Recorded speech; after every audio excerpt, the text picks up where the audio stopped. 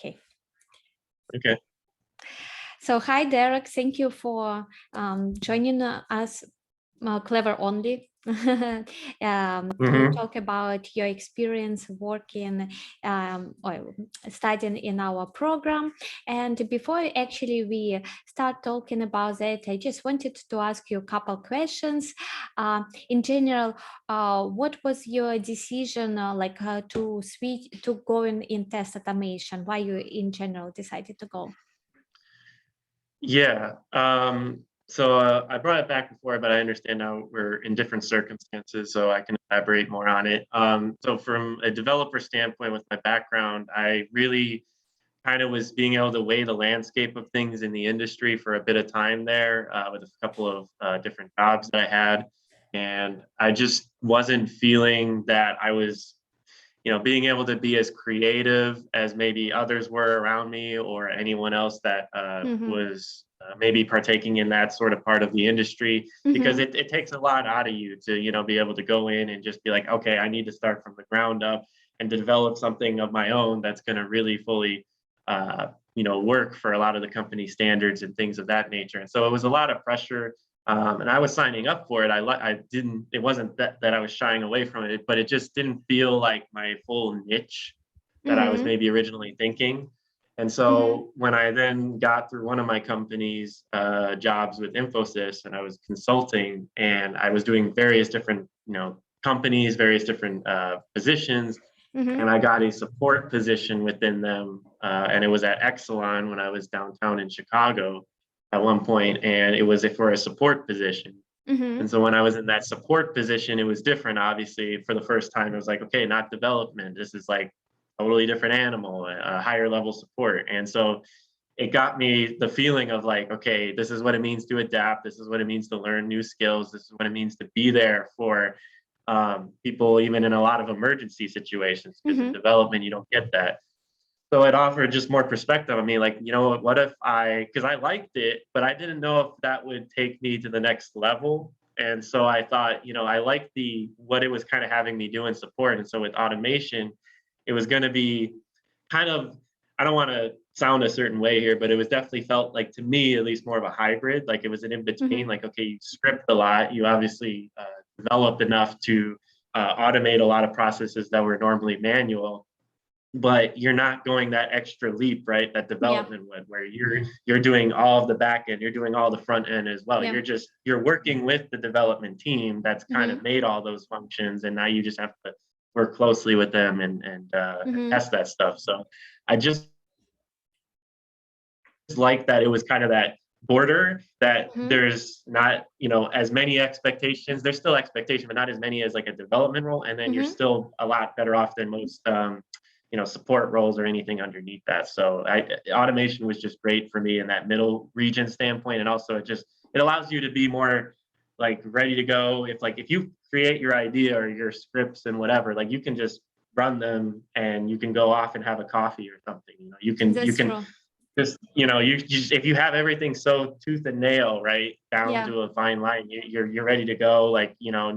Then, after a bit of that, you can adjust and be like, okay, now I want to do something new in the job I'm in, and you go to a new area and do the same thing, right? And so yeah, it's actually interesting point that you brought. I heard two interesting points. It's one that about creativity, and yes, test automation allows a lot of room for showing your creativity, because usually the team is not huge, and you need not only to run someone's script, you need to come up how to create them, how to create framework, how to utilize different tools, and usually company expect you to be creative and to bring something new to the team, and everyone is very welcome usually to your ideas.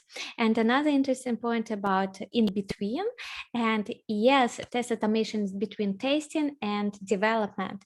And what people usually are not realizing, specialists on the age of two different professions that are well established are highly in high need in companies, that people who knows in that area and could do something more special, you know. You're not doing that, And bridge the you're gap. doing Yeah. something special. You're combining two different things, and that is cool. There are, it's kind of new area, even though it exists for a long time, but it's transforming. It's getting involved new tools. It's like even growing inside itself, and more languages are becoming available for scripting, or sometimes some frameworks that are not really needed a lot of knowledge even of programming. So there are so many things to learn about that. Thank you for sharing. I really like that you noticed that about test automation. And next question I wanted to ask is, why have you chosen our school? Well, as I kind of originally said, I was contacted thanks to also because you guys were partnered with Jobsmite. And so I was contacted by them, by Kenneth, like a recruiter of theirs, and he mentioned like kind of all the details about your school. He mentioned, you know, various things that you guys are partnered with and what you guys are all about and where the mutual benefits are and stuff. And so it was kind of cool to just see that you guys were taking that extra initiative of like working alongside a lot of these, you know, hiring firms as well, and just being a part of the people that are actually in the industry, right?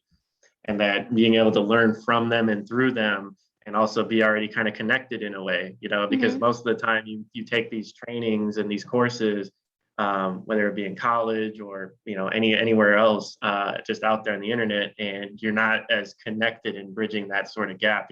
You're finding and tuning your own skills, but you're not like then establishing yourself within, at least partially, even at all, in the industry. You're not like finding the right people to talk to and stuff like that. And so I kind of respected from the get-go that you guys were from the industry, and you know, have a lot of connections already to bridge, and you know, and you work and partner with others. And so you kind of already feel like you're at home in that sense, like just like, okay, they obviously really want to see not only themselves grow as a school and as a company, but that they want to see us grow individually as well. So. That's true. We are trying to talk with every student a lot, and even take into considerations their personal needs, and adjusting sometimes program for some individuals. If they want to go slower, we are allowing them to go slower, but at the same time we are trying to always reach out and ask how is it going, if you make it any progress, if there are some things that's stopping you from the progress, and etc. So we started to talk a little. Yes. Something like a quick add on that, I think from my experience as well to showcase here, is that I won't obviously say names or anything, but from my experience with the course and everything, like I definitely noticed it from afar at first when I saw with my peers, right? And how you guys were accommodating with them first, at least, because I was the good guinea pig in a sense of just constantly, you know, I took care of my stuff. I was just always doing my best to be on time and be up to date and everything. And as I was seeing others like maybe not being able to achieve that or whatever, you guys were accommodating them, and that was great to see. So then it allowed me to know, you know, hey, I'm still on top of everything all the way to the bitter end. I never was really late with anything, but I knew, okay, I could fall back on that anytime, because I knew Svetlana was going to be very accommodating, sometimes late nights or whatever, you know, like I knew that was going to be a part of it. And so I really appreciate that. Oh, thank you. Thank you a lot. So coming to our program, can you share, did you like the program? What exactly you liked about it?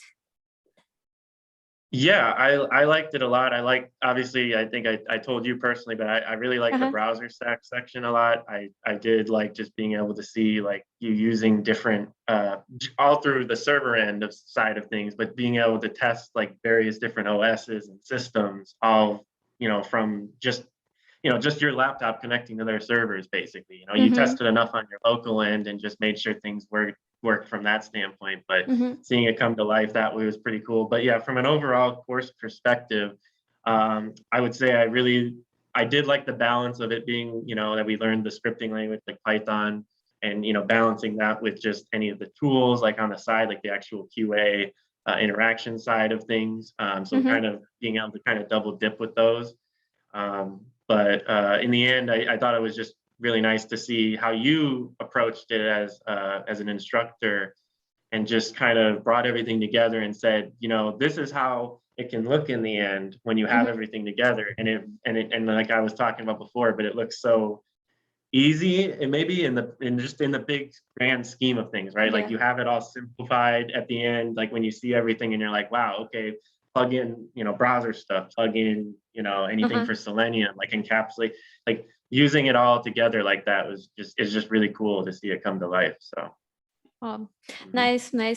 I think not a lot of people are noticing that, and it's great that you notice that combinations and balance. Sometimes people could say that they would like more in the beginning. Usually people are saying in the beginning of practice, everyone said, we want more practice, but they are not realizing that in the middle they will practice so much that then like, please slow down.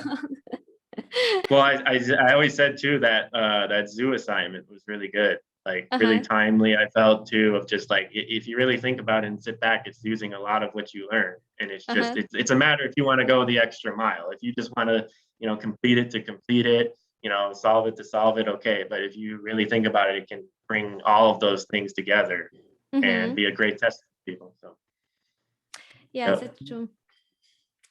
And let's move to our next questions that maybe the most people want to hear about is, how was your interview or from the place where you got your offer? Maybe you have a couple, but let's talk about that one. I definitely had a couple, but that one specifically, so the story behind it's pretty funny. I can at least say this because it's very brief, but I've been and where I've been located, I've been in Iowa, but the local recruiter took a while, because he was like, wait, all of a sudden you popped into my search on LinkedIn. And he wondered, he was like, well, you've been here for what, 10 months or something like that? He's like, I don't know why you only popped up now, but it is what it is. So he immediately wanted to hire, to get me into an interview and stuff like that. And so I immediately that day had an interview with him. And that was like, they call the first interview, right? And over the phone, and get an idea on things. And then literally within the next day, I had the interview with the whole team, the hiring manager and stuff. And so it was very surreal in the moment to get it all so rapid and right. But I knew like where my skills were at, and I knew with this training, it just made me obviously feel even more confident as of recent. And and so the interview itself was just very straightforward. It kind of started like obviously general, and then it went to more technical, but it really felt like, right from the get-go, I was already, allowing my social skills personally and my and just allowing that to bridge the gap to start. And then once they kind of got very comfortable with me and understanding like this is what I was about, then they brought the technical questions in. But it took such a I can't stress it enough to people, if you work on your social skills enough, that you can at least have an engaging conversation with just one person, because like I said, it was the hiring manager there and the team members. But if you can just make an impression on that hiring manager, that's all that matters. That team member could be like, oh, this guy's a funny guy or whatever, but if you really make the impression on her, or he or she, that'll make the difference. So then the rest of the whole interview was technical, but was more or less me, being able to reassure her because I was answering the questions. And then, in the end, and I think it spoke a lot to me, and I'll mention it here, but at the very end, when everything was over, she told me to her face, she just said, okay, we like what we see here, Derek, and I just want to let you know you did really great with this interview. Oh, so that's good. That's you don't usually get that. Yeah. You don't usually get that. You get like, oh, this was great. It was a good time. Take it easy. Yeah. And it's fun. And you maybe get feedback, you maybe don't. But she told me right then, she was like, this you nailed it. So was it the interview over Zoom?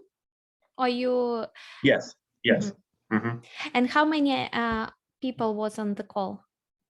How many people? It was the hiring manager herself, and then it was two of her core team members in different departments. One of them was going to be more of the head that I would be working with, like on my side of the team. But then another one was definitely more there from like an overarching, I think, perspective as well. So, yeah. And what kind of technical questions they were asking you? It was about Python, about Selenium, both? Yeah, so the language, at least for the position, actually, so whenever I had my opportunities to bring up that I had more of a Python background as of recent, because the position was C#, JavaScript, more that they wanted to focus on. But I did mention, hey, I've worked with Python. And because Python, as I think people would know at this point, that it's pretty basic and you work your way up. Like it's so able to transition to other languages the easiest.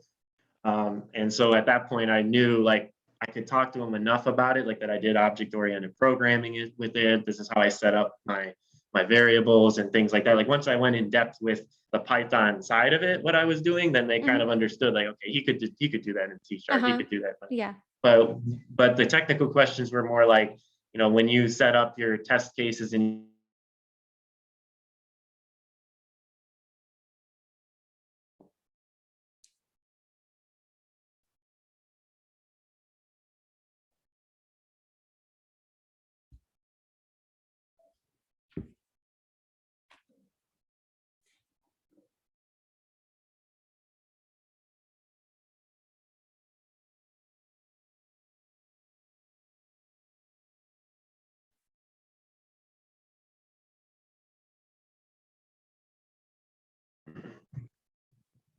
hello, everything good? Did you miss it?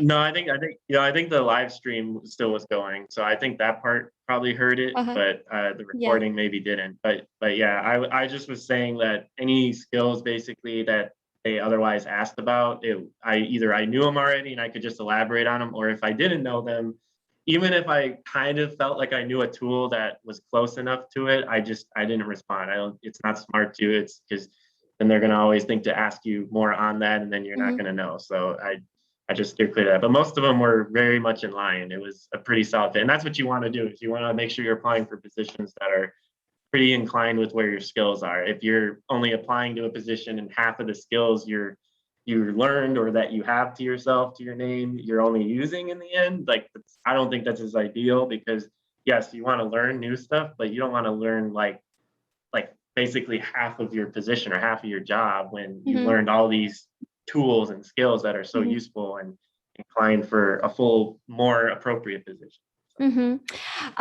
So yeah, you mentioned object-oriented programming. Just wanted to let people know that in our program, we are concentrating not only on Python, but in general on a lot of programming concepts that are used in every language, like C#, yes, Java. Exactly. And as you said, once you understand what is that about, you can apply that to different languages. Yeah, it'll just be some terms here and there that you obviously have to call other things and whatever because it's Java or because it's but you'll get the idea. Yeah, basically. Well, Derek, thank you a lot for our call today and dedicating some time to share your experience. I'm really happy that you got the offer, and my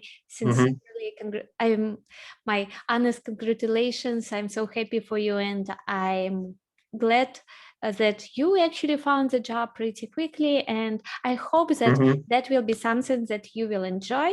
We will stay in touch, maybe to hear later about your experience and how is it going, so we can always chat. And I did send it your way, where I sent like my position and stuff, like what I would be at least using. And so at least you have an idea like what I'm going to be working with at least. So there's that. But yeah, we'll definitely be staying in touch. Yeah, but sometimes people put in on job description a lot of different buzzwords, but in the end you can do maybe half of it. So we'll be interested to see what you will really do at your work. Yeah, right. Yeah, exactly. Mhm. So before we will disconnect, I want to ask you the last question. Maybe you can give some tips for others who want to start their career as test automation engineers. Yeah, so like at least obviously has a background already in IT and development focused and stuff. So maybe if you wanted me to speak more on those that don't have that or that are kind of just trying to start their new journey, is that what you mean? Like, Yeah. or okay. So yeah, so for anyone that's just starting it and trying to get into the realm of IT and it's going to be through QA automation, as I was kind of saying before, it's definitely, you know, the biggest one of the biggest passions to have for it. And knowing though, if you do, is just being able to kind of see everything kind of culminate. Not, you know, for developers, it's like, oh, you obviously you make this huge, you know, application from the ground up and it does a bunch of stuff. Okay, great. But from a QA perspective, it's more or less you're able to take even on a scale of a job, right? Maybe it's a job that's fully in the 90s and 2000s still, and a lot of their facilities and software and stuff is so outdated enough that they've been doing manual for so long. You can take a lot of that, or even in some cases half, but let's even say a majority of that, and fully take that journey of automating it and making it so that it's a lot faster and a lot more efficient and things like that. That's really where I feel like a lot of the pinnacles are met in the industry, of where you can really feel like, oh, okay, I came in and I had an impact on things. You know, I made their processes a lot more faster, cost effective. In some cases, open new doors to your peers that are at the company, right? And then it kind of helps them even learn more too as well. So I think that's got to be the first and main stress from a mindset, right? Is that that's what you want to be looking for, but also um, just obviously there's many realms in IT, and so it might take a bit for people that are still so young and still trying to maybe do that, or if you're older and you have seen kind of the landscape of things. Maybe QA is your thing. It was kind of for me. I mean, I was able to see it for a bit at least, the landscape of things, but then eventually I was like, well, QA was a new area for me, but it definitely seemed more, as we talked on this call, like the bridge or that middle medium point that doesn't get maybe focused enough these days. And I think it's a great place to put yourself in, especially if you're on the fence about QA itself or software development, right? If you aren't still fully sure, maybe like exactly where you want to be, QA automation is a great kind of situation to be in, where you can learn and kind of get an idea of both sides of it, and get your 2 cents in both. Like get yourself into scripting and knowing what it means to really develop an application, or even just a simple script that runs something, or you get the idea of what it means to actually develop test cases, and at least be more of an analyst, right? And go through and make sure you're meeting the company's needs and things of that nature. So well, great tips. Thank you, Derek, a lot for your call today.